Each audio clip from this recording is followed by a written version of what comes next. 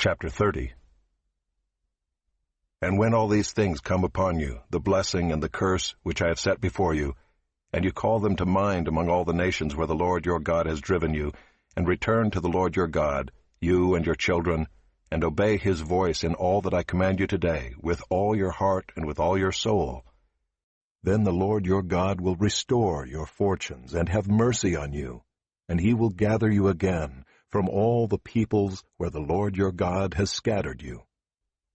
If your outcasts are in the uttermost parts of heaven, from there the Lord your God will gather you, and from there he will take you.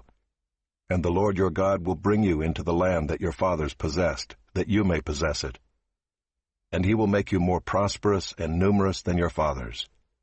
And the Lord your God will circumcise your heart and the heart of your offspring, so that you will love the Lord your God with all your heart and with all your soul, that you may live. And the Lord your God will put all these curses on your foes and enemies who persecuted you. And you shall again obey the voice of the Lord and keep all his commandments that I command you today. The Lord your God will make you abundantly prosperous in all the work of your hand, in the fruit of your womb, and in the fruit of your cattle, and in the fruit of your ground.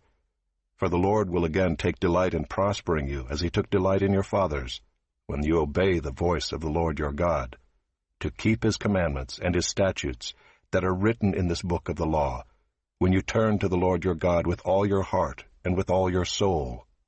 For this commandment that I command you today is not too hard for you, neither is it far off. It is not in heaven that you should say, Who will ascend to heaven for us and bring it to us, that we may hear it and do it? Neither is it beyond the sea that you should say, Who will go over the sea for us and bring it to us, that we may hear it and do it? But the word is very near you.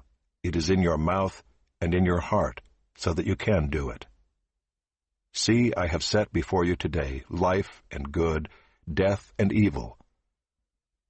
If you obey the commandments of the Lord your God that I command you today, by loving the Lord your God, by walking in his ways, and by keeping his commandments and his statutes and his rules, then you shall live and multiply, and the Lord your God will bless you in the land that you are entering to take possession of it. But if your heart turns away, and you will not hear, but are drawn away to worship other gods and serve them, I declare to you today that you shall surely perish. You shall not live long in the land that you are going over the Jordan to enter and possess.